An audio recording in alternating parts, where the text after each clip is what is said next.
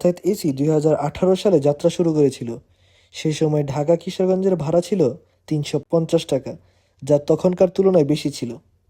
কিন্তু বর্তমানে আমরা 370 টাকা দিয়ে নন এসি বাসে ঢাকা যাই। মালিক পক্ষেরও দিন বাড়ার সাথে সাথে সার্ভিসের প্রতি অবহেলা শুরু করে, বাসের প্রতি অযত্নশীল হয়ে যায়। ভাড়াও বেশি ছিল, তাই যাত্রী সাধারণ তাদের থেকে মুখ ফিরিয়ে নেয়। ব্যবসায় লস হতে দেখে মালিকপক্ষ বাসগুলোকে 2020 সালের শুরুর দিকে তারা এই অপারেটরটিকে বন্ধ করে দেয় এবং বাসগুলো বিভিন্ন অপারেটরের কাছে বিক্রি করে দেয়। 6 মাস পর নতুন স্ট্র্যাটেজি নিয়ে তারা আবার এসি সেক্টর চালু করে। তবে এবার এত দামি বিলাসবহুল বাসের পরিবর্তে নিম্নমানের সাধারণ এসি বাসগুলো দিয়ে যাত্রা শুরু করে। তবে করোনা মহামারীর কারণে এবারও ব্যবসা করতে পারেনি তারা। কয়েক মাস পর চিরতরে তাদের এসি সেক্টর বন্ধ হয়ে যায়। এই ছিল যাতায়াত এসির ভয়াবহ ও করুণ ইতিহাস। ভিডিওটি ভালো লাগলে চ্যানেলটিতে সাবস্ক্রাইব করার অনুরোধ করছি। দেখা হবে পরবর্তী কোনো ভিডিওতে। সে পর্যন্ত আল্লাহ হাফেজ।